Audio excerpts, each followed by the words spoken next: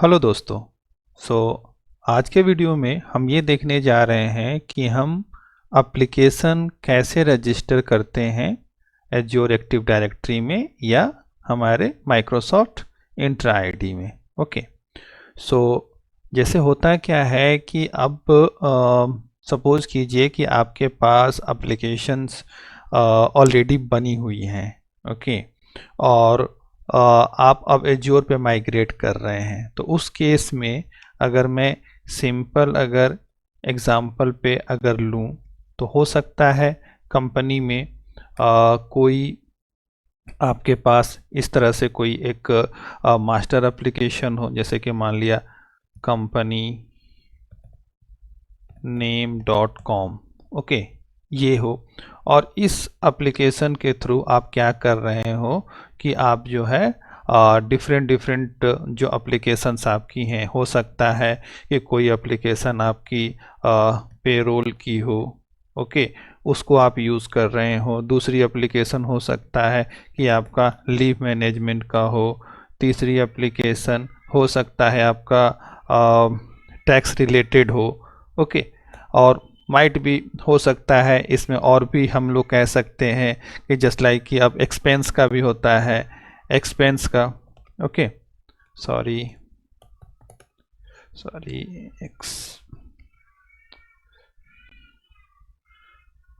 Okay, so expense का भी हो सकता है। तो इस तरह से आपके पास डिफरेंट डिफरेंट एप्लीकेशंस हो सकती है। तो आप क्या करते थे, ठीक है, कि इसमें या तो इसमें लॉगिन करने के लिए अब आपके पास सबके लिए different different user ID password हो, तब आप लॉगिन कर सकते हैं। ओके, तो ये हमारा ट्रेडिशनल वे था।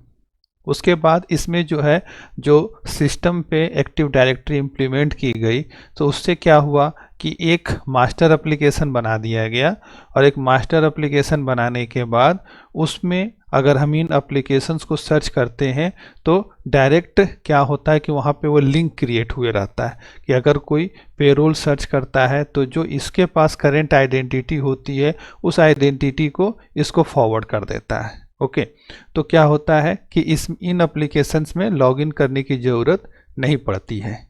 ओके, तो ये सब यहाँ पे कॉन्फ़िगर होता है। सो ये एक तरह से कहा जाए तो प्रोग्रामेटिकली अगर आपके सिस्टम पे लोकली है, आप कोई ऐसा क्लाउड वगैरह या कोई सर्विस यूज़ नहीं कर रहे हैं, तो ये जो कंपनी name.com की वेबसाइट होगी, ठीक है, इसमें सारा कोडिंग किया हुआ होगा कि अगर कोई इसमें आकर के पेरोल की लिंक को क्लिक करता है तो ये पेरोल का यूआरएल होगा। सपोज कीजिए मान लिया जाए कि कंपनी, ठीक है, company, okay, company payroll dot company name.com। Okay, इस तरह से करके एक मेन डोमेन का सब डोमेन बना होता है। ओके, सो अब इस वेबसाइट पे अगर आकर कोई पेरोल की लिंक को क्लिक करता है तो वो यहाँ से क्रेडेंशियल्स या यूज़र लेकर के उस यूज़र को पास करता है इस सब डोमेन पे, तो ये ऑथेंटिकेट होता है। सो ऐसे करके पहले कोडिंग की जाती थी, लेकिन जब हमारे पास एज्योर एएडी एक्टिव डायरेक्टरी आ गई तो अब उस केस में क्या होता है, उस केस में हम कैसे काम करते हैं ये हम देखने जा रहे हैं। ओके, तो देखिए, अब सपोज कीजिए तो इस एप्लीकेशन को जो है या इन सारे एप्लीकेशंस को, ठीक है, अब ऐसा कोई डिपेंडेंसी नहीं रहा कि हम एक पेरेंट एप्लीकेशन बनाएं और इसको अपना अलग अलग बनाएं। इनके भी यूआरएल डायरेक्ट एक्सेस किए जा सकते हैं। ओके, तो अब ये एप्लीकेशन भी इंडिविजुअल एप्लीकेशन हो गई और ये सारे एप्लीकेशंस भी इंडिविजुअल हो गए। ओके, तो अब देखा जाए कि इस केस में अब क्या है कि हमें ऐसा नहीं है कि अभी मेन एप्लीकेशन पे जा कर के वहाँ पे हम इस लिंक को खोलेंगे तभी खुलेगा। अगर हमारे पास इस एप्लीकेशन को डायरेक्ट खोलना है तो इसको भी डायरेक्ट खोल सकते हैं। ओके, सो कैसे खोलेंगे या कैसे कॉन्फ़िगर करेंगे उसको देखते हैं हम। तो इसके लिए एक तरह से देखा जाए तो स्मॉल चेंज करने की ज़रूरत पड़ती है। ओके, सो आपके पास अब ये सपोज कीजिए कि ये 4-5 एप्लीकेशन है, तो इन पांचों एप्लीकेशन को क्या करना होगा कि आपको जो है यहाँ पर रजिस्टर करना होगा। तो रजिस्टर करने के लिए क्या करते हैं उसे हम देखें। इसमें जब आप आएंगे जो एज्योर एडी में, तो ऐप रजिस्ट्रेशन का ऑप्शन आता है, इसको क्लिक करना होगा। अब देखिए यहाँ पर न्यू रजिस्ट्रेशन का ऑप्शन है, इसको क्लिक करना होगा। अब आपको जो है कोई एक यहाँ पे नाम देना होगा जो कि बाद में चेंज भी किया जा सकता है। ओके, डिस्प्ले नेम टाइप से, तो मान लिया जाए हम दे देते हैं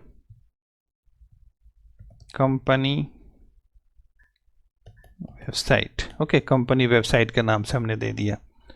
और अब उसके बाद में सपोर्टेड अकाउंट टाइप में आप देखिए तो सिंगल टीनेंट है, मल्टी टीनेंट है, तो दो तरह का आपका ये होता है, क्या कह सकते हैं कि दो तरह का यहाँ पे टीनेंट टाइप होता है। ठीक है, सिंगल टीनेंट में ये एप्लीकेशन केवल इसी टीनेंट में रन करेगा और किसी दूसरे टीनेंट से अगर कोई चाहेगा एक्सेस करना तो उसको एक्सेस नहीं कर सकता है। ओके, सो यहाँ भी कर सकते हैं, या मल्टी टीनेंट का भी ऑप्शन इनेबल कर सकते हैं, या यहाँ पर आप इस ऑप्शन को भी ले सकते हैं जिसमें कि आपका माइक्रोसॉफ्ट इंट्रा आईडी टीनेंट और मल्टी टीनेंट, साथ में पर्सनल माइक्रोसॉफ्ट अकाउंट, ये सारे आ सकते हैं। तो चलिए हम इसे ले लेते हैं। इसे लेने कोई ऐसा कोई वैलिड रीज़न नहीं है, आप किसी को भी ले सकते हैं, लेकर के आप रन करा सकते हैं। ओके, अब देखिए यहाँ पे रीडायरेक्ट यूआरआई का ऑप्शन आता है। रीडायरेक्ट यूआरआई में आपको क्या करना है कि चूज़ करना है। सो सिंगल पेज है आपका, और ये मोबाइल और डेस्कटॉप है, और वेब है, ये तीनों है। तो आपके पास वेब में जो भी यूआरएल है जिस पे आप चाहते हैं कि ऑथेंटिकेट होने के बाद आपका रिटर्न हो, वो यूआरएल आपको यहाँ पे डालना होगा। ओके, तो इसमें एक चीज़ ये होता है, मैं थोड़ा सा इसको डिटेल बता दूं, ठीक, कि आप जब ये तो माइक्रोसॉफ्ट में रजिस्टर कर रहे हैं यहाँ पे, तो ये क्या करेगा, ये जा करके माइक्रोसॉफ्ट की साइट पर ऑथेंटिकेट करेगा। ओके, लेकिन आप क्या करते हैं अपने डेव इन्वायरमेंट में लोकल पे कोडिंग करते हैं, तो उस टाइम पे आपके पास क्या होता है, लोकल होस्ट होता है।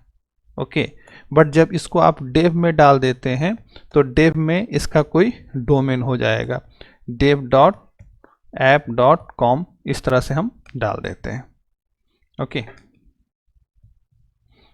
इस तरह से डालते हैं तो क्या होता है कि हम जब यूआरएल को हिट करते हैं तो हिट करने के बाद ये माइक्रोसॉफ्ट की साइट पर ऑथेंटिकेट होगा। ऑथेंटिकेट होके कहाँ रिटर्न होना चाहिए ये स्पेसिफाई किया जाता है। तो जब तक हम लोकल पे कोडिंग कर रहे होते हैं तो उस टाइम तक हम रिडायरेक्ट यूआरएल में लोकल होस्ट डाल दें, तो क्या होगा कि ये हमेशा जब भी हम अपने विजुअल स्टूडियो से भी कोड को रन कराएंगे उसी सेम पोर्ट पे, तो वो क्या होगा कि हमेशा वो माइक्रोसॉफ्ट की साइट से ही ऑथेंटिकेट होगा। ओके, अब मान लीजिए इसे हमने होस्ट कर दिया डेवलपमेंट इन्वायरमेंट पे, तो उस टाइम पे क्या है कि वहाँ पे हमें रिटर्न करके अपने एप्लीकेशन के होम पेज पे लाना है। ओके, यहाँ पर एप्लीकेशन के होम पेज पे रिडायरेक्ट होके लाना है, तो वहाँ पे हम रिडायरेक्ट यूआरआई जो है हम अपना ये सेट करते हैं। ओके, फिलहाल इसको देखने के लिए अभी हम इसको फिलहाल ऑप्शनल है तो छोड़ देते हैं, देखते हैं आगे क्या होता है, और इसको सिंपली हम रजिस्टर करते हैं। तो ये अभी केवल एप्लीकेशन रजिस्टर हुआ है, इसमें किसी तरह का लिंक वगैरह क्रिएट नहीं हुआ है। अब देखिए आपके पास ये एप्लीकेशन रजिस्टर्ड हो गया, जिसमें कि डिस्प्ले नेम जो दिख रहा है कंपनी वेबसाइट ये आ रहा है, एप्लीकेशन आईडी आपकी ये है, ऑब्जेक्ट आईडी आपकी दी हुई है, फिर टीनेंट आईडी जो डायरेक्टरी आईडी है वो ये है। ओके, और एक काम और करते हैं हम, एक एप्लीकेशन और हाँ रिडायरेक्ट यूआरआई यहाँ नहीं है, एप्लीकेशन आईडी यूआरआई ये भी नहीं है, मैनेज एप्लीकेशन ये सभी कुछ क्लाइंट से क्रेडेंशियल है जो कि यहाँ पे सर्टिफिकेट या सीक्रेट्स कुछ ऐड करना चाहते हैं तो वो भी ऐड कर सकते हैं। ओके, तो ये सभी हम अभी नहीं कर रहे हैं। तो कि सिक्योर बनाने के लिए आप सर्टिफिकेट और सीक्रेट्स यहाँ पे ऐड कर सकते हैं। ओके, तो एक बार इसको क्लिक करके हम देखें। देखिए सिंपल यहाँ पे न्यू क्लाइंट सीक्रेट्स में आपको जाना है, देना है। और हाँ, यहाँ पे जैसे कि मान लिया जाए आप इसको जो है कोई सीक्रेट, एक सीक्रेट बनाना चाहते हैं क्लाइंट सीक्रेट, तो एक हम दे देते हैं, मान लिया जाए सिंपल CS लिख देते हैं, ज़्यादा कुछ नहीं।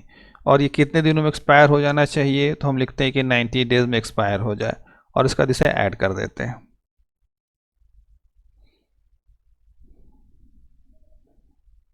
तो ये आपका क्लाइंट सीक्रेट यहाँ पे बनके तैयार हो गया। ओके, इसकी आप वैल्यू देख सकते हैं, इसकी वैल्यू क्या आ रही है। अब उसके बाद चलिए बैक चलते हैं और इसमें फिर से आते हैं हम।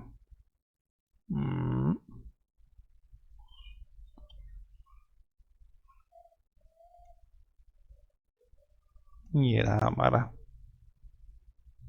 ठीक है। तो अब यहाँ पे देखिए 0 सर्टिफिकेट्स 1 सीक्रेट, 1 सीक्रेट, 1 सीक्रेट, ये जो दो चीज़ें आपको दिख रही हैं। ओके, अब देखिए इसके बाद अब हमें क्या करना है।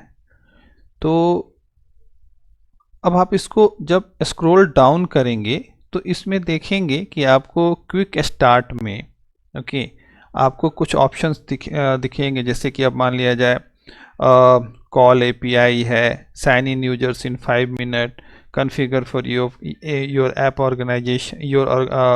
ऑर्गेनाइजेशन, दिस टाइप से आ रही है। तो इसमें एक और चीज़ हम देखते हैं, क्विक स्टार्ट में आते हैं। ओके, सो इसमें ओवरव्यू में सिंपल था, एक मिनट, डॉक्यूमेंटेशन देखें, कोई डॉक्यूमेंटेशन नहीं है। कोड सैंपल्स या कुछ सपोर्टिंग डॉक्यूमेंट्स यहाँ पे दिया हुआ है, उसको मैं भी छोड़ देता हूँ।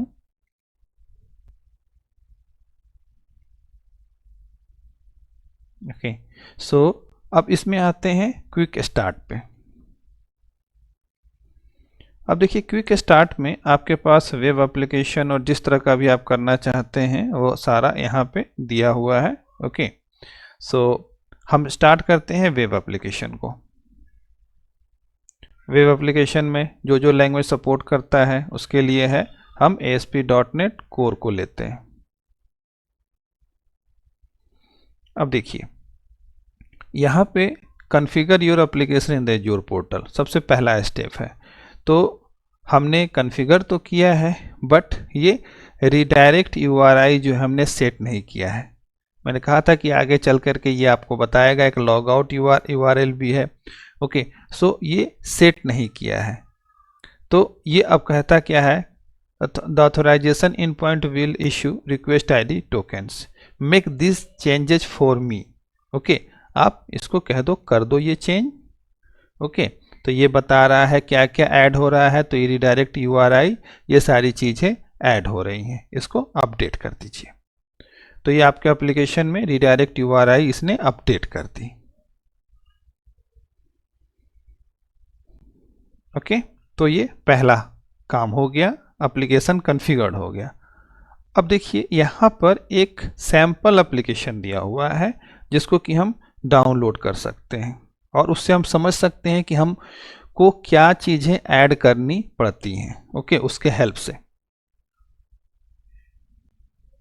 ठीक है, आपके पास जो सिंपल एप्लीकेशन है वही एप्लीकेशन होगा। ठीक है, उस एप्लीकेशन में बस आपको जो जहाँ पे लॉगिन करके यूजर को ऑथोराइज कर रहे हैं वहाँ पे कुछ चेंजेस करने की ज़रूरत होती है। ओके, तो ये हमने डाउनलोड कर लिया। और बाकी देखिए कोड को खोलने से पहले थोड़ा सा नीचे और डिटेल कुछ दिया हुआ है जिससे कि समझने में हमें आसानी होगी कि होता क्या है कि यहाँ पर आप देखिए वेब ब्राउज़र पे कैसे ये काम करता है। मतलब कि ये आपका माइक्रोसॉफ्ट इंट्राइड या AAD। ओके, तो वेब ब्राउज़र से आप वेबसाइट की URL टाइप करते हैं। ओके, सो वो आपके जो एप्लीकेशन है, जो भी आपका प्लेटफॉर्म में बना हुआ है उसमें जाता है। वहाँ से जाने के बाद उस पर जो हमने ऑथराइजेशन का कोड लगा रखा है, तो वो क्या करता है कि उस कोड के कारण ये फिर अगेन ये ब्राउज़र पे इसको पुश करता है। और ब्राउज़र पे पुश करने के बाद यहाँ पे वो माइक्रोसॉफ्ट का जो क्रेडेंशियल, जो भी ये URL इसका उस पर पुश करेगा, जो कि login.microsoftonline.com होता है उस पर, और ये प्रॉम्प्ट करेगा क्रेडेंशियल के लिए। ओके, आप क्रेडेंशियल डाल करके जब उसको ओके करेंगे तो ये जाता है फिर माइक्रोसॉफ्ट आइडेंटिटी प्लेटफॉर्म पे, और वहाँ जाने के बाद वहाँ से वो एक्सेस टोकन जनरेट करता है। ओके, और साथ ही साथ रीडायरेक्ट URL आपको प्रोवाइड करता है, और वही एक्सेस टोकन ले करके फिर वो जाता है और जा करके आपके एप्लीकेशन को ओपन करता है। तो ये पूरा वर्कफ्लो होता है कि कैसे हम कर सकते हैं, कैसे हम, मतलब कि ये हमारा माइक्रोसॉफ्ट इंट्रा आईडी काम करता है एप्लीकेशंस के साथ में। ओके, बाकी यहाँ कुछ सैम्पल कोड्स दिए हुए हैं, जो कोड हम ऑलरेडी देख सकते हैं कि कैसे हम क्या करते हैं। ठीक है, इसीलिए अब यहाँ पे इसको हम स्टॉप करते हैं और चलते हैं एप्लीकेशन को देखने के लिए, जो कि हमने डाउनलोड किया था। ओके, सो डाउनलोड में गए हम, और यहाँ पर जो है इसको एक्सट्रैक्ट करते हैं पहले। Okay, extract all.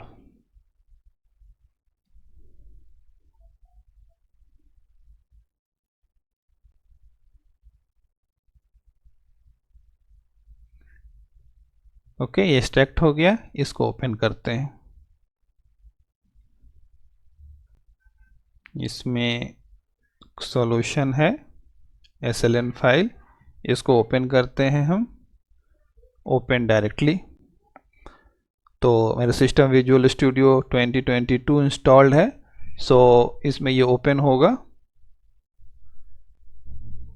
फिर ओपन होगा तो हमें ये कोड देखना होगा। अब ये है तो ये बता रहा है कि आपका ये वेब से डाउनलोडेड है। ठीक है, तो आपको ट्रस्ट करना है, तो इस पर आप ट्रस्ट कीजिए, क्योंकि ये विजुअल स्टूडियो में नहीं बना हुआ, इसलिए ये एक प्रॉम्प्ट देता है जिसमें आपको ट्रस्ट करना पड़ता है।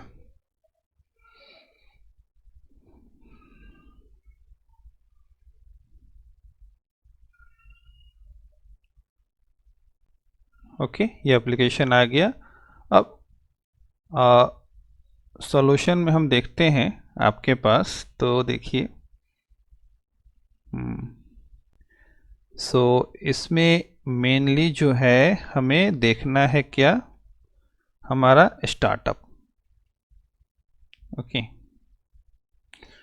और इसमें program.cs भी है। तो अब जो .NET 8 वगैरह में या .NET 6 में भी ऐसा है कि ये स्टार्टअप नहीं आता है, वो सारा कुछ program.cs में ही होता है। तो आपके पास ये program.cs है, तो इसमें सिंपल आप देख सकते हैं, सिंपल कोडिंग लिखी हुई है, क्रिएट होस्ट बिल्डर और यूज स्टार्टअप में स्टार्टअप डाला गया है फाइल। तो इसमें ऐसा कोई ज़्यादा कोड नहीं किया हुआ है। हमारे पास स्टार्टअप में आते हैं, तो स्टार्टअप में वहाँ पे जो भी कोड दिया हुआ था ये मेन है, कॉन्फ़िगर सर्विस। ओके, इसमें आप देख सकते हैं कि ऐड ऑथेंटिकेशन में open ID connect default authentication schema, add Microsoft identity web. Okay, यहाँ आपका क्लियर हो रहा है कि ऐड माइक्रोसॉफ्ट आइडेंटिटी वेब इसमें हम जोड़ रहे हैं, और इसके बाद बाकी जो है कोड आपका वही है जो ऑथराइजेशन फिल्टर लगा के हम काम करते हैं। ओके, सो यही मेन कोड है आपका जो कि हम यहाँ पे लगाते हैं, और बाकी सब नीचे तक आप देखेंगे तो बस यूज़ ऐप ऑथराइजेशन यहाँ पे इंक्लूड किया हुआ है। बाकी आप जो ब्लैंक टेम्पलेट खोलते हैं तो वही सारे कोड यहाँ पे आपको मिलते हैं। और इसमें और क्या चेंज करना है इस एप्लीकेशन में, डायरेक्ट रन करेगा नहीं। ऐप सेटिंग में आएंगे, ऐप सेटिंग में देखिए क्लाइंट आईडी, टीनेंट आईडी कॉमन रखा है, चलिए, लेकिन यहाँ पे ये है enter the domain of your टीनेंट, ये हमें डालना पड़ेगा। तो डोमेन हमारा कहाँ पे है जरा हम देख के चलते हैं। इसमें ओवरव्यू में कंपनी इसका डिफ़ॉल्ट डायरेक्टरी अगर हम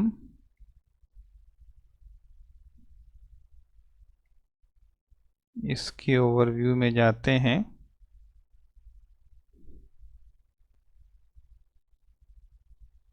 प्राइमरी डोमेन,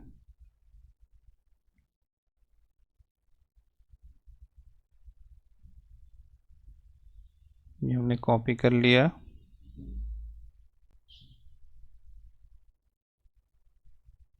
और इसमें चलते हैं और यहाँ पर अपना प्राइमरी डोमेन हमने पेस्ट कर दिया। ओके, ये हो गया। बाकी क्लाइंट आईडी वो एक बार मैं आपको दिखा दूँ। हमारा टेनेंट आईडी है यहाँ पर B2। फिर से चलते हैं हम अपने ऐप रजिस्ट्रेशन में,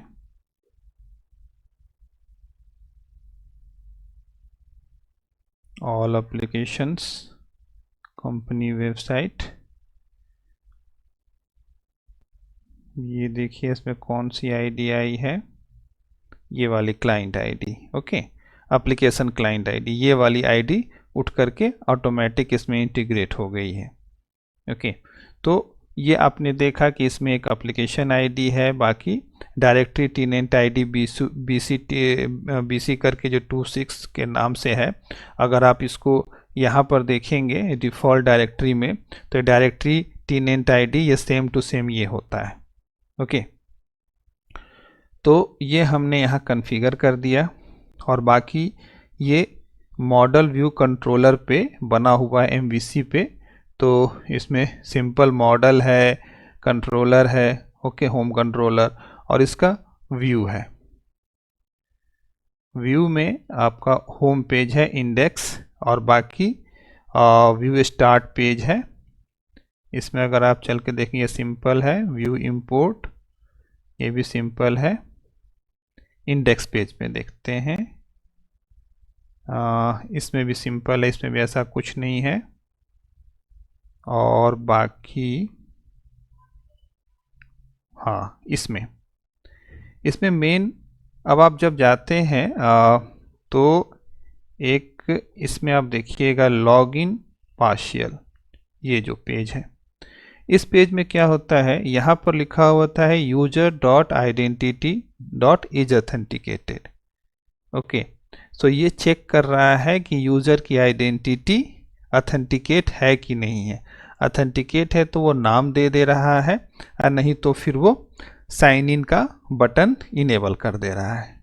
ओके, तो ये एक एट्रीब्यूट हमें लगाना पड़ता है जहाँ पर कि हम होम पेज को ला रहे हैं। ओके, तो ये लॉगिन पार्शियल अगर मैं दिखाऊं आपको, तो इंडेक्स और बिल्डिंग वेब, यहाँ तो नहीं, इसमें एक होगा लेआउट। ओके, लेआउट, हाँ, लेआउट में आप देखेंगे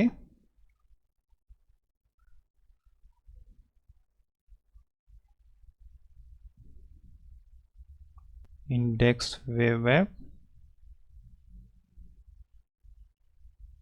लेआउट में ये एक मिनट में ज़रा चेक करूँ ये कहाँ पे है, लॉगिन पार्शियल। ओके, लॉगिन, हाँ, ये देखिए लॉगिन पार्शियल लेआउट पेज में है, और ये हमारा जस्ट लाइक एक मास्टर पेज की तरह काम करता है। तो शुरुआत में ही दिया हुआ है तो ये चेक करेगा, और चेक करने के बाद फिर जो है अगर यूजर ऑथेंटिकेटेड नहीं होगा तो साइन इन पे भेजेगा, नहीं तो यूजर को ऑथेंटिकेट कर देगा। तो बस यही थोड़ी सी कोडिंग है जो करने की ज़रूरत है। ओके, चलिए इसको हम रन करके देखते हैं।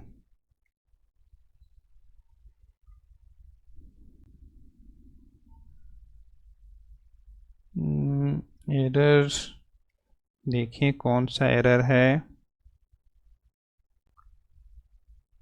ऑब्जेक्ट बिल्ड क्लीन सॉल्यूशन कर देते हैं, अगेन रीबिल्ड करते हैं,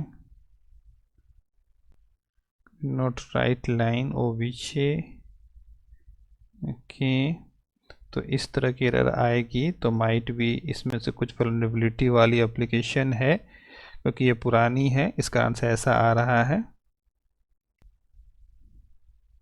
ओके, इसमें देखिए, इसमें कुछ ये दे रहा है नेम 260 कैरेक्टर समथिंग, कुछ ऐसा इशू दे रहा है। ओके, तो एक काम करते हैं, ये जो इसको एप्लीकेशन को बंद करते हैं, और माइट भी ये डायरेक्टरी नेम के कारण ज़्यादा प्रॉब्लम कर रहा है, तो इसको जो है F2 करके सैम्पल ऐप नाम दे देते हैं, और इसको भी कंट्रोल X करके डाउनलोड्स में डायरेक्टली पेस्ट कर देते हैं। ओके, और इसको जो है रन करते हैं फिर से।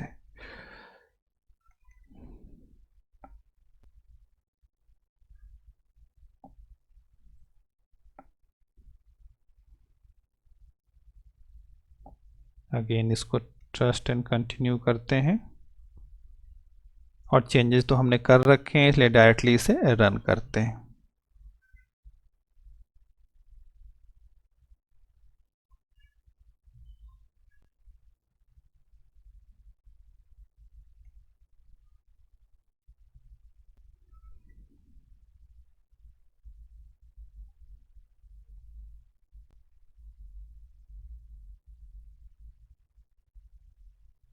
देखिए डन बिल्डिंग हो गया, ये डन हो गया।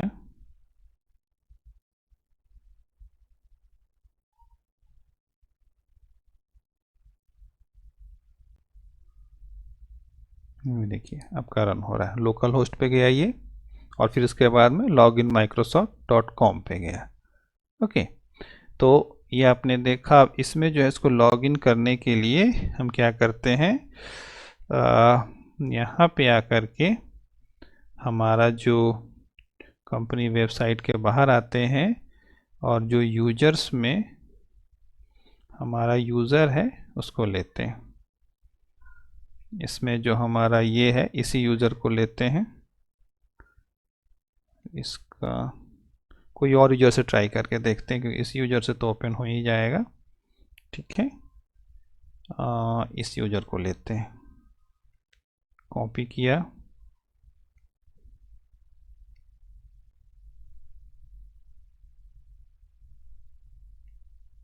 यूज़ अनदर अकाउंट, यहाँ पे हमने पेस्ट किया, नेक्स्ट पासवर्ड देना होगा, तो यहाँ से हम क्या करते हैं, अगेन जाते हैं और इसको इस यूज़र को ओपन करते हैं, क्योंकि पासवर्ड इसका तो हमने कुछ डाला था, इसको रीसेट करते हैं, इसका पासवर्ड रीसेट पासवर्ड। ओके, ये टेम्पररी पासवर्ड जनरेट हुआ, इसको कॉपी कर लिया हमने, और यहाँ हमने पेस्ट किया, साइन इन पे क्लिक किया।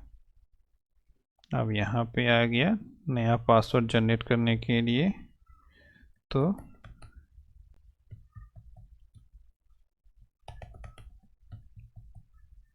ओके, हमने ये पासवर्ड डाला, अपडेट किया। ओके, एडिशनल सिक्योरिटी इंफॉर्मेशन पूछ रहा है, ये एमएफए के कारण, मल्टीपल फैक्टर ऑथेंटिकेशन के कारण, जो कि अभी हम आस्क लेटर करके सिंपली आस्क लेटर कर देते हैं, ओके, बाद में अपना करेंगे इसको। ओके, अब यहाँ पे देखिए कंपनी वेबसाइट जो है अनवेरिफाइड, क्योंकि इसके साथ कोई डोमेन नेम हमने रजिस्टर नहीं किया है। अगर वही कोई डोमेन नेम रजिस्टर कर देते तो ये कंपनी वेबसाइट अनवेरिफाइड नहीं आता। ओके, यहाँ पे company.com के नाम से कंपनी वेबसाइट है, कंपनी का जो भी वेबसाइट होता उसके नाम से आता। ओके, और यहाँ पे हम कंसेंट एक्सेप्ट कर रहे हैं, और ये देखिए आपका एप्लीकेशन ओपन हो गया। ओके, तो इस तरह से हम एप्लीकेशन रजिस्टर कर सकते हैं। तो इसमें हमने ये भी देखा एक रियल टाइम जो एरर आने की पॉसिबिलिटी है उसे भी हमने देखा कि उसे कैसे रिजॉल्व कर सकते हैं। तो आशा है कि आपको ये वीडियो पसंद आया होगा। अगर पसंद आया होगा तो लाइक कीजिए, शेयर कीजिए, सब्सक्राइब कीजिए। ओके, और इस तरह से बस इसी में जो सिंपल कोड आया है इसी कोड को आपके अपने करंट एप्लीकेशन में ऐड करना होगा। उसको ऐड करते ही आपका एप्लीकेशन ये माइक्रोसॉफ्ट एडी में काम करने लगेगा। ओके, थैंक यू दोस्तों।